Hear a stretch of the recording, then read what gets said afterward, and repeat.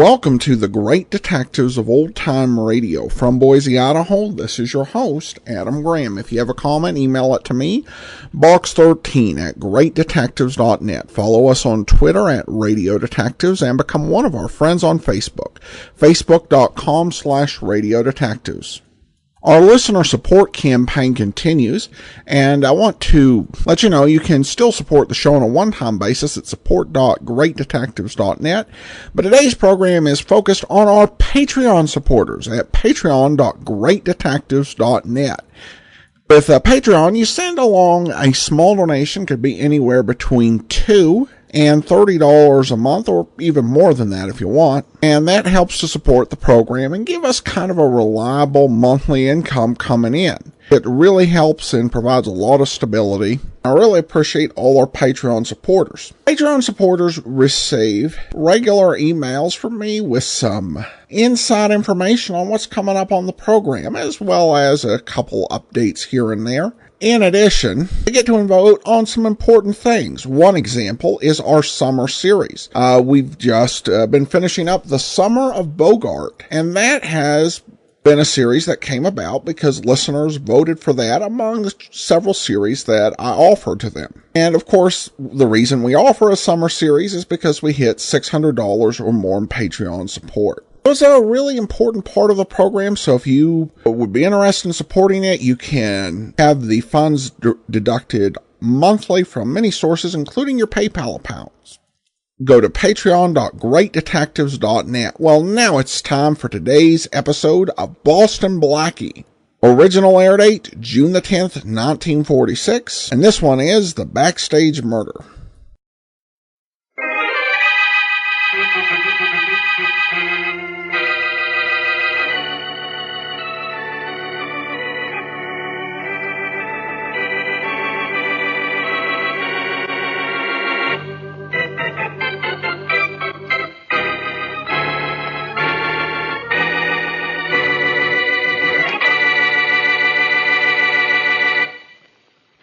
Oh, Mary, you can't mean it.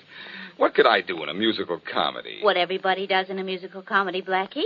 Act and dance and sing.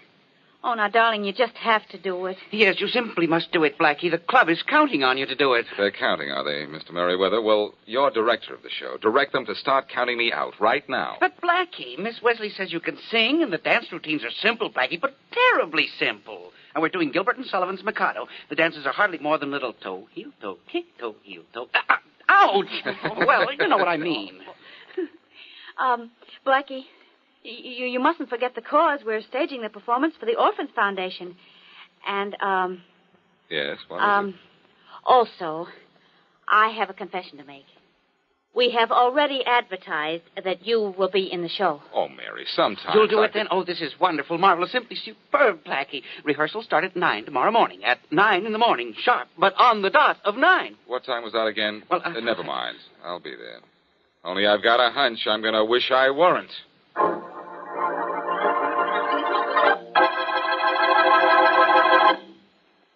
And now back to Dick Calmer as Boston Blackie.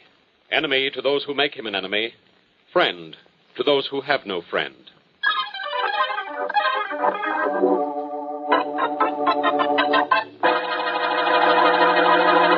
Whose deal is it, Arnold?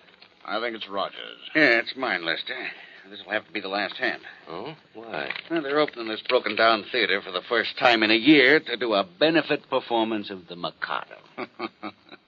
You're just spoiled, Roger. Being superintendent of a closed theater must be pretty soft. Well, it looks as if you'll have to work for a while. Only for a few days. Rehearsal's called in an hour, so this is the last hand. All right, deal. Maybe I'll have better luck this time. I'll need more than luck from now on. I'll need money. What's the matter, Lester? Haven't you sold one of your statues yet? No. Too many lowbrows in the world. Well, go ahead. Will you deal, Roger? Oh, sure. Here we go. And give me something I can play with this time, Roger, will you? I'll try to, Arnold.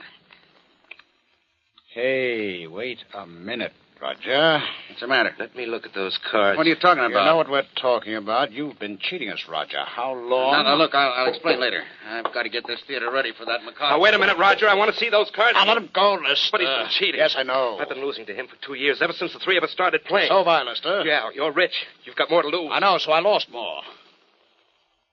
You know, I never thought a lifelong friend would do this to me.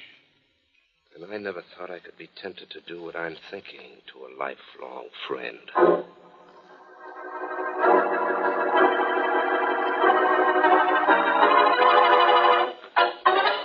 All right, now, I must have quiet.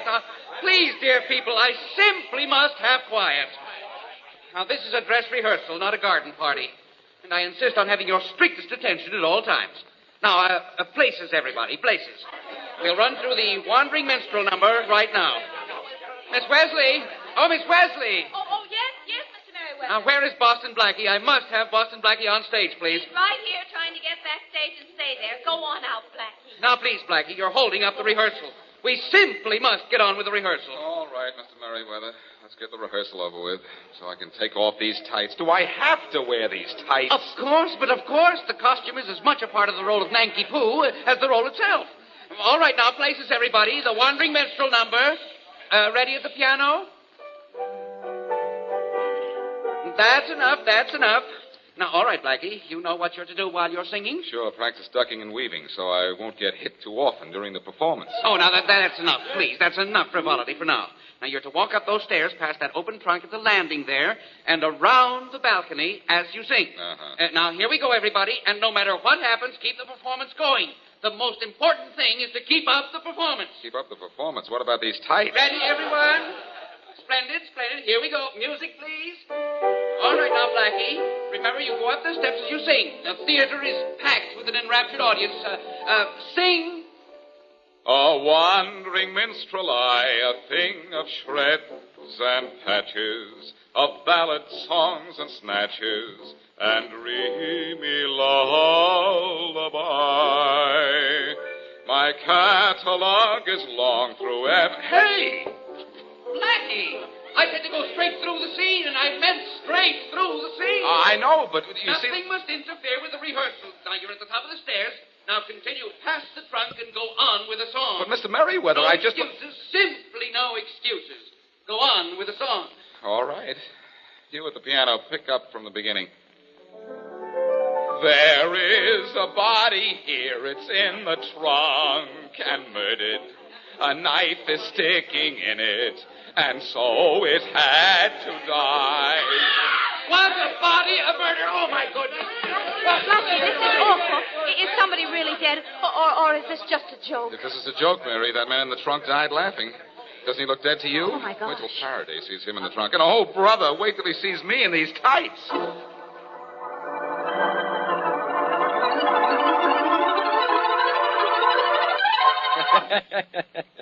Sure, I'm here on a murder case. But you in tights, Blackie.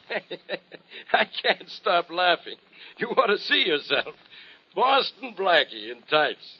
Who are you supposed to be? Me? I'm Nanky Poo. Yeah. Nanky who? Pooh. And as Mr. Merriweather would say, pooh to you. Merriweather? Who's Merriweather? Our beloved director. Wait till you see him. Oh, that was Merriweather. The little fellow who kept screaming, "The show must go on." Well, that's him. Look, he's the boss. I've got to... Inspector. Yeah, Rollins? There are the things we found on the dead man, Inspector. We just identified the body. Yeah?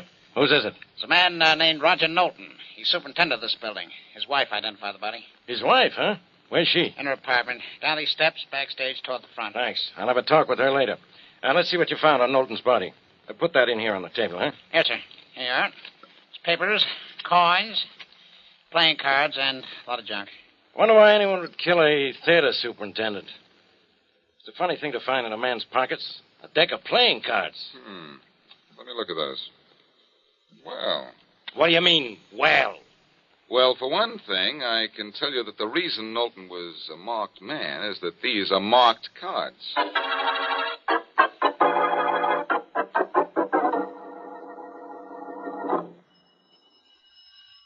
You seem to feel a little better, Blackie. Is that why you're going to talk to Mr. Knowlton's wife? I feel better because I'm out of those darn tights. But I want to talk to Knowlton's wife because of that deck of cards Rollins found in her late husband's pockets. Why? What was it? Uh-oh. Mrs. Knowlton? Yes. I'm Boston Blackie. Could I speak to you for a moment? Yes, if you'd like. Yes, I know. It's your husband's death I want to speak to you about. Oh, I see. Then come in, of course. Thanks. Oh, Mrs. Knowlton, this is Miss Wesley. How do you do? How do you do? Come in and sit down, both of you. Thank you. I'll close the door, Blackie. All right. Oh, look what I've done. I tore the sleeve of my dress. Oh, That's a shame. Oh, I'm so sorry. I should have warned you about that nail on the door. I'll be glad to mend your dress for you. Oh, no, thank you. I'm afraid anyway, even mended, the tear will show. Oh, no, it won't, really. See here on my dress, a tear is mended and it scarcely shows. Why, you sew beautifully, Mrs. Knowlton. Doesn't she, Blackie? Yeah, she does. Mrs. Knowlton, the police found a deck of playing cards in your husband's pocket. Marked cards. Marked? They think my husband cheated at cards? That's impossible. People who cheat usually win, don't they? And if he had won, he'd have given me money. Yet he's never had money to give me, as you can see by my home, by my clothes. Then perhaps the cards weren't his. Perhaps he was being cheated, Mrs. Knowlton. Do you know with whom he played? Yes, I do. 2 men. Arnold Grimes and Lester Boswell. But I don't think either one of them would cheat my husband. They were his close friends. They were? Well, maybe one of his close friends got near enough to him to put a knife in his back.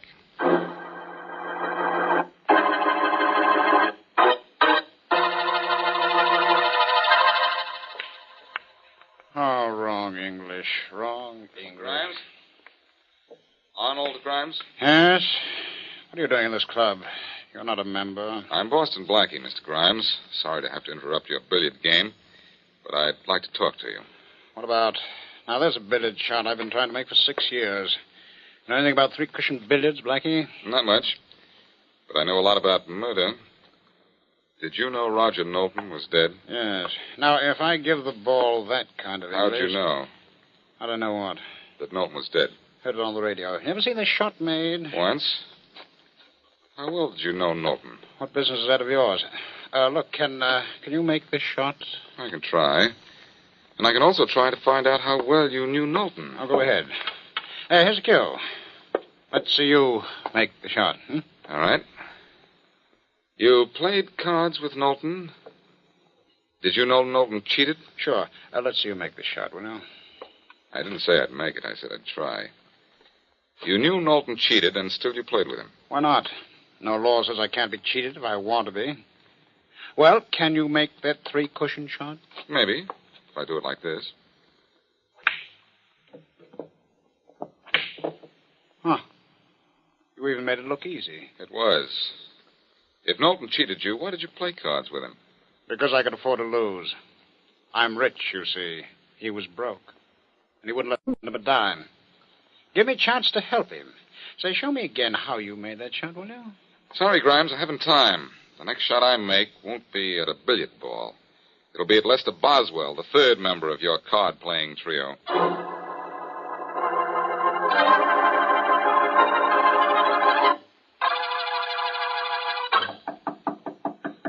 away. I told you I'd pay the rent next week. Go away, will you? I don't want you to pay me the rent, Boswell. I just want to pay you a visit. I'm Boston Blackie. All right, just come in. Thanks. Say, what is this place, anyhow? A stone quarry? I'm a sculptor. This is my workshop. I'm busy working. What do you want? Just a little information about Roger Knowlton. Look, Boswell, did you know Roger Knowlton was found dead this afternoon? What? You dropped your chisel. Now drop the act, Boswell. You knew he was dead when I came in here. He was murdered. Murdered? Yes, for cheating at cards. For cheating you at cards. Well, yes, he did cheat. But he cheated Arnold Grimes, too. Grimes had as much reason as I to kill him. Oh, no. Grimes had less reason because he has more money. You're handy with a chisel, Boswell. Maybe you were just as handy with a knife. And maybe your fondness for marble prompted you to leave Knowlton stone dead.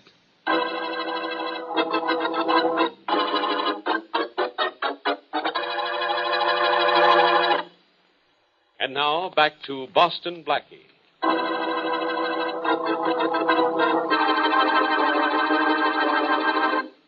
While rehearsing for a benefit performance of the Makato, Blackie finds Roger Knowlton knifed to death in an open trunk. A deck of marked cards in the dead man's pocket indicates the dead man was cheating both wealthy Arnold Grimes and Lester Boswell, a poor sculptor. As we return to our story, Arnold Grimes, who allegedly lost money purposely to the dead man, comes to see Knowlton's widow. It's very nice of you to call, Mr. Grimes. I really didn't expect you to. What did you expect of your husband's lifelong friend, Mrs. Knowlton? Now, Mrs. Knowlton, let's not pretend with each other. Your husband died a rich man, you know, but before he died, he unfortunately made me a poor one. I don't know what you mean. I mean he won so much money from me with those marked cards of his that I'm broke. Almost ruined. Now, you should be satisfied with half, don't you think? Half? Half of what? Half of the money he won. Now, I'm perfectly willing to get back only half and let you have the rest. I think you'd better leave, Mr. Grimes. Maybe my husband did cheat. I don't know about that. And how much he won or what he did with the money, I don't know about that either. He never gave me a penny of it. You're lying, Mrs. Knowlton. Am I? Do I look like a woman with money? Does my home look like money? My clothes, my hands, my hair? Look, your husband won thousands of dollars from me. Tell me what he did with that money, or I'll... Or you'll what, Mr. Grimes? Kill me, too? I didn't kill your husband. Oh, didn't you? No, Mrs. Knowlton, I didn't. But I have a pretty good idea who did.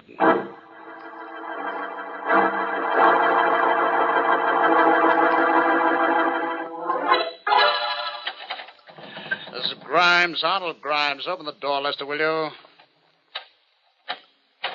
All right. The door's open. What do you want, Grimes? I want to talk to you. About what? You know very well about what. Some other time. Right now, I'm busy. How come, Lester? Put down that hammer and chisel and quit making those stupid shapes out of that rock. You pig. You murderer. You're the murderer. You dare to accuse me? I could kill you for that. Put down that chisel, Lester. Won't do the job on me that a knife did on Knowlton. I said put it down. Oh, you're breaking my arm. I'll snap your arm in two if you don't drop that chisel. All right, all right. There. Now, are you satisfied? No. No, Lester, I want to know what you did with the money you took from Knowlton after you killed him. I'm sorry I dropped that chisel. I'm sorry you did, too. I could kill you now and claim self-defense. Don't you come near me. No. I'm getting near enough to get my hands on you. No, you won't. Put down that statue, Lester. Sure, I'll put it down like this. You don't throw as fast as I can move, Lester. Don't try that again. You might have killed me. Don't give me any ideas about killing. Because it wasn't Knowlton I've always hated. It's you.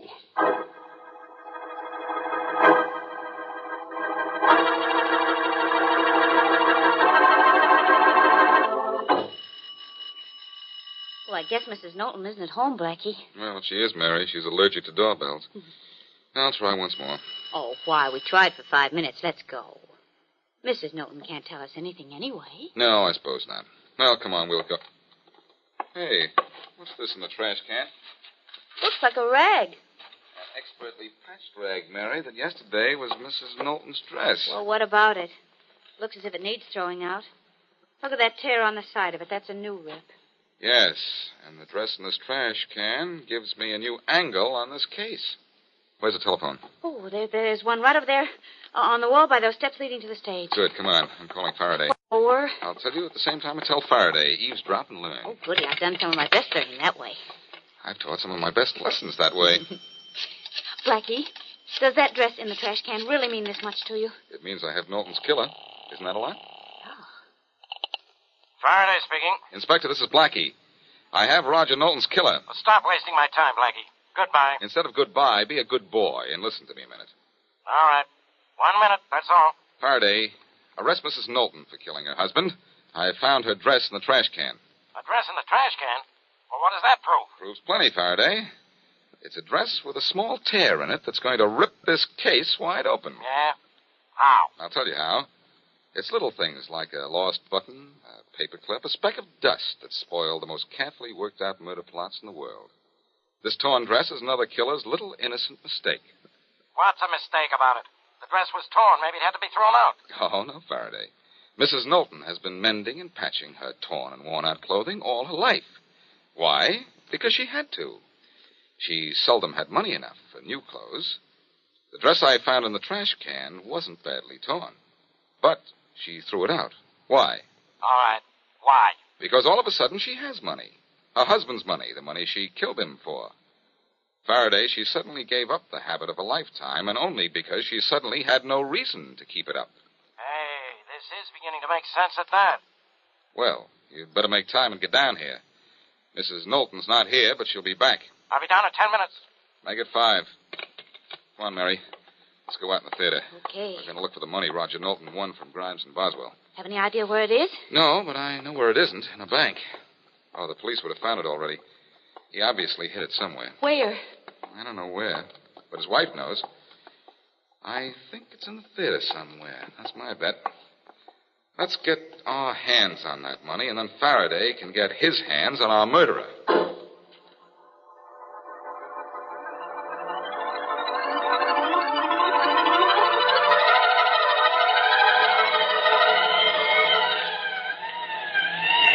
There's the theater, boys. Pull up in front of the place. Right, Inspector. Rollins, you take a squad of men around to the back. I'll go in the front way here. Yes, sir. Come on, men. All right. Hey, where'd those shots come from? Inside the theater, Inspector. I think they did, too. Get around back on the double, Rollins. I'll block this exit. Right, let's go, fella. Hey, what's going on in here? Faraday, is that you? Yeah. Who's that, Blackie? Yes. What's it so dark in here for? Somebody turned out the lights. Well, what's the idea of the target practice in the dark? Hey, what's the idea of shooting at me, Blackie? Turn off that flashlight, Faraday. I'm not shooting at you. Arnold Grimes is. Arnold Grimes? Well, what's he... Turn off that light. Turn it off. All right, it's off. Who screamed? Mary did. I told her to duck down behind a row of seats and keep quiet. And you better keep quiet, too, or keep moving around. I'm all right. Don't worry about me. Okay, but what's this all about? Where are you, Blackie? Over here. Oh, wow. That was close. Well, what's Grimes shooting at you for? Mary and I were looking for the money Mrs. Knowlton stashed when we saw Grimes across the theater doing the same thing. I yelled to him, and he ran up on the stage. Then the lights went out, and he started shooting. And you thought it was Mrs. Knowlton who killed her husband, huh? Well, I'll admit this. Wow. Gee, that was close. Throws my theory haywire, but I can't be right all the time. Boy, is this a laugh. You send me on a chase for Mrs. Knowlton and run right into the real killer. Blackie, you're not so smart. You're just a... Yipe! I'm not so smart. You're not going to be even alive if you don't keep moving. Oh, no? I'm waiting for a chance to get a good look at the flash of Grimes' gun. Then I'm going to let him have a shot or two from mine. I saw it that time. Here goes. Hear that? I got him, Blackie. Hey, Inspector. Yeah, Rollins? I found the light switch. Well, turn it on. Yes.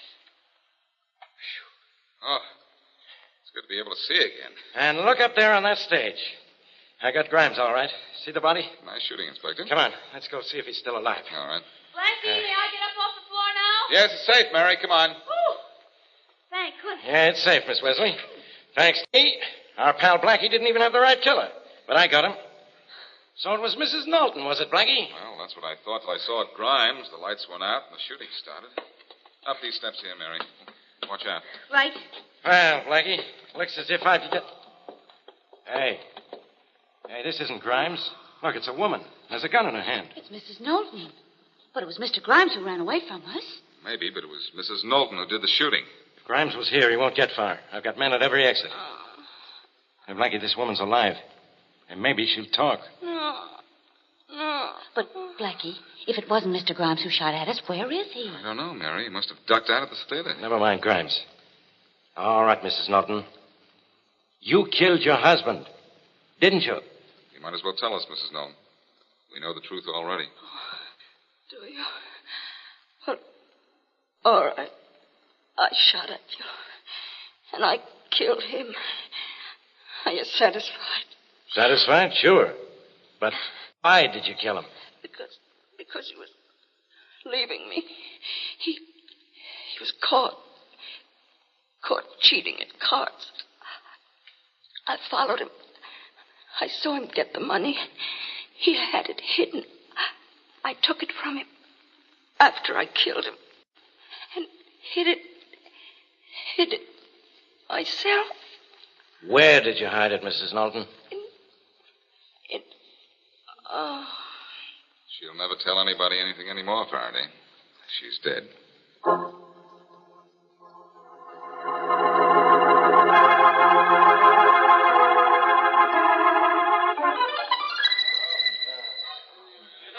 Blackie, please come up to the stage. We simply must get on with the rehearsal. Sure, Merriweather, but we simply must find the money that Mrs. Knowlton hid in this theater, too. Blackie, I was just thinking of something. I know where that money is. Of course you do. What's the matter with you, Miss Wesley? Hanging around Blackie, affecting your mind? No, Inspector, no, I don't think so. Unless you mean improving it. You know better. Well, I gotta get back to headquarters. Question that guy Grimes. Why must you? Just because Rawlin caught him running out of this theater? He was probably only looking for Knowlton's money, just as we were when he spotted us. We scared him off. If both of you would just stop for a minute, I'll get you that money. It's right here in this seat. Just like that, huh, Mary? Right here in this first seat in the last row. That's right. Oh, Blackie! In just a minute. Neither one of you believe me, do you? Well, all right then. Just watch what I find when I tear the seat cover off. There you are. Hey, Blackie, look what's falling on the floor. Money. Lots of it. I see it, but I don't believe it. Mary, how did you know it was there? Well, it was Mrs. Knowlton's seat, for one thing. You see, we gave her and her husband a pair of complimentary seats for the first performance. And then while we were standing here, I happened to see that the cover on this seat had been ripped and very neatly sewed up again. Of course. That's where Mrs. Knowlton would hide the money. Her own seat in the theater was the safest place. Only she would be sitting on it. Now, Blackie, please, we simply can't wait any longer. Okay, Merriweather, I'm coming. Nice work, Mary. Thank you. See that you do as well with your song. And look as good in those tights. And keep out of trouble, Blackie. I've been in trouble before, Mary, but this time I'm really going to be in a tights spot.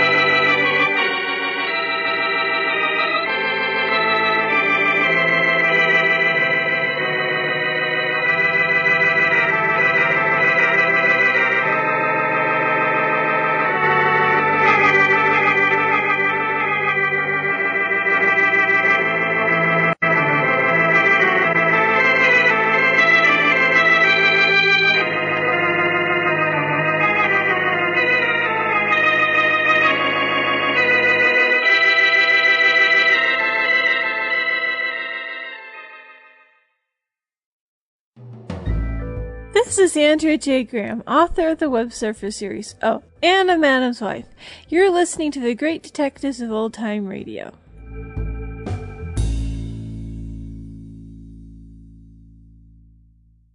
Welcome back. Well, this week we get to hear Dick Powell sing and Richard Colmer sing. Personally, I prefer Powell, but Colmer's got an okay voice for musical comedy, particularly of this era. And of course, he was a lot more talented beyond just being the voice of Boston Blackie. It's nice to hear Mary Wesley play such a big role in solving the case.